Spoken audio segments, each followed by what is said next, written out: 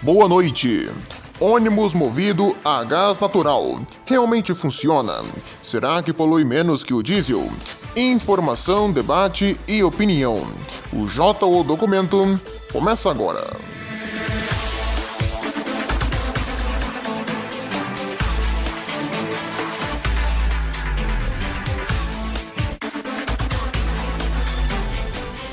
O futuro da mobilidade urbana é incerto, porém todas as fichas têm sido apostadas nos ônibus elétricos durante os últimos anos. Mas seriam esses os ônibus do futuro e que de fato vão diminuir as emissões de poluentes? Será mesmo? Hoje eu trago 3 alternativas para você aqui no canal: o GNV, o GNL e o GNC, que no caso são o gás natural veicular, o gás natural liquefeito e o gás natural comprimido. Aqui no Brasil, o GNV é o mais comum entre nós, não é mesmo? E há anos, várias empresas de ônibus e prefeituras vêm tentando implementar ele no transporte coletivo urbano do nosso país. Desde os anos 80, vários métodos foram tentados e nunca conseguiram êxito, por sempre esbarrarem nos custos de operação. Outro fator sempre foi as pessoas pessimistas que toda a vida acharam que esse tipo de combustível poderia, cabum, explodir. Gente, o botijão de gás da sua casa explode toda hora? Óbvio que não. E no ônibus, há sistemas de segurança reforçados que não deixam isso ocorrer.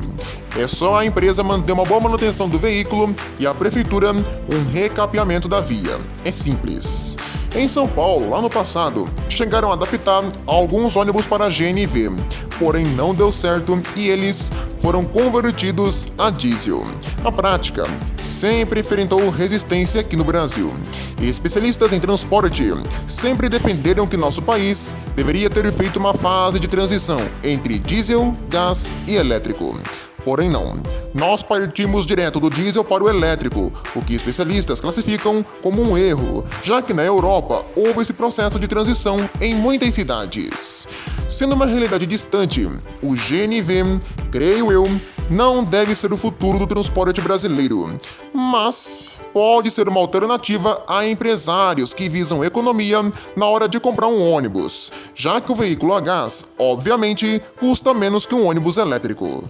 Claro que ainda temos uma deficiência no abastecimento desses veículos aqui no Brasil, já que é difícil encontrar um posto que tenha gás natural à venda, e isso, claro, é um empecilho.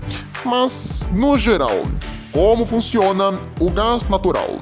Basicamente, o ônibus, ao invés de ter um tanque de combustível convencional, tem tanques de gás, onde é feito o abastecimento do veículo para ajudar no abastecimento e na respiração, tanto do tanque, tanto do motor.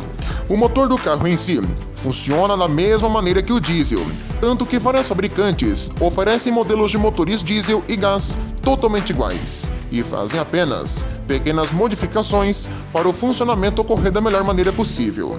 Rotação, torque e eficiência podem perder um pouco de eficácia no gás, porém há um ganho energético enorme por trás de tudo isso. Para quem ainda é fã de ônibus, o ronco do motor nessa tecnologia é mais garantido, não sendo tão silencioso quanto o ônibus elétrico. É aquela coisa, ganha de um lado e perde do outro. O gás não polui, porém no caso dos ônibus rodoviários, faz os modelos perderem capacidade de bagagens ali no espaço dos bagageiros, para cederem espaço aos cilindros de GNV. Tendo vantagens na redução de emissão de poluentes, algumas empresas são capazes de gerar biometano para abastecerem suas frotas, que é um derivado dentro do GNV, de origem vegetal, que pode ser produzido com resíduos humanos em fazendas. Resumindo, é o gás que vem do esgoto. No geral, isso é o ônibus movido a GNV. Não há grandes diferenças em relação ao diesel, mas tem sim suas peculiaridades. Claro que o ônibus GNV não é 100% ecológico, ele polui ainda um pouco, mas nada comparado com o ônibus diesel, nem de perto.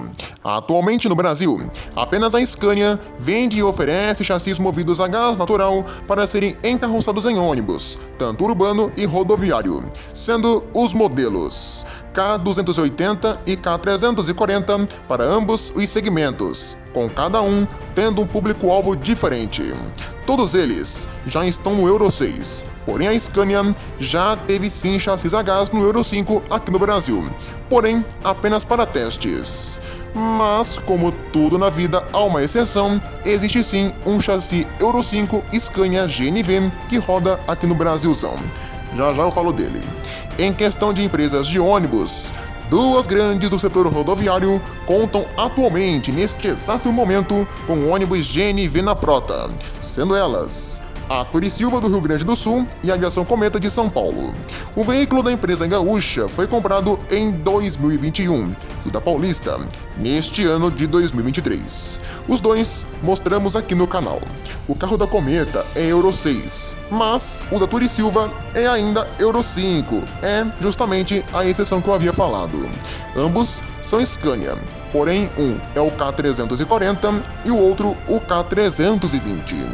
No urbano, poucas empresas no Brasil têm veículo GNV em operação, e a maioria é para testes. A cobaia mais recente tem sido esse Caio Millennium a GNV, também da Scania, que está rodando na região metropolitana de Curitiba, aqui no Paraná, sendo fruto de uma parceria entre o governo do estado, a AMEP, a Compagás e a Scania. Bom, até agora eu dei bastante ênfase ao GNV, mas e o GNC e o GNL? São basicamente a mesma coisa, tá, gente? Porém, não são utilizados de forma comum aqui no nosso país, mas há sim algumas leves diferenças. Vamos primeiro pelo GNL. O gás natural liquefeito é a mesma coisa do GNV, porém purificado, sendo condensado ao estado líquido por meio da redução de sua temperatura a 163 graus negativos. Esse gás é diferente do GNP, que é o gás liquefeito de petróleo, usado nos botijões de gás. Já o GNC, gás natural comprimido, é construído por hidrocarbonetos na faixa do metano e do etanol. Todos esses métodos ultrapassam marcas que variam de 50% a 90% de economia, tanto em combustível quanto em custos operacionais. Silenciosos, os veículos têm ampla autonomia e eficiência. Bom, o que eu posso falar desse chassis é o seguinte: o GNV, GNL e todos os derivados podem sim ser uma excelente alternativa, mas não para os grandes centros. Cidades grandes como Rio e São Paulo, creio que o ônibus elétrico seja o ideal. Mas para cidades menores e do interior, o ônibus movido a gás pode ser uma excelente alternativa e, com certeza, um ganho econômico muito grande. Questão de eficiência é aquilo, né, gente? Perde um pouco, porém ganha na baixa emissão de poluentes e também no ganho energético. É uma alternativa bacana e deve, claro, ser melhor aprimorada e estudada, já que envolve o transporte de vidas. Já imaginou um ônibus explodir no meio do caminho? Que coisa terrível que seria! Felizmente, como eu disse, há sistemas de segurança nos veículos que impedem isso, mas pode ocorrer. E é claro, né, gente, é uma alternativa. Tanto o transporte rodoviário e urbano por caminhões e ônibus estão aptos a receber o GNV. Basta os frotistas terem senso comum e boa vontade na compra desses modelos, que podem sim serem os ônibus do amanhã. Eu vejo essa tecnologia com bons olhos e pode ser sim uma excelente alternativa. Mas e vocês? Acham o quê? Falem aí nos comentários. Assim nós encerramos mais esta edição do JO Documento, agradecendo a sua companhia, audiência e preferência. A gente volta amanhã aqui na programação do canal com o Jornal do Ônibus, levando as notícias do mundo rodoviário até você às 7 da noite, pontualmente. Tá combinado, hein? A todos, uma excelente noite e até amanhã. A gente se vê.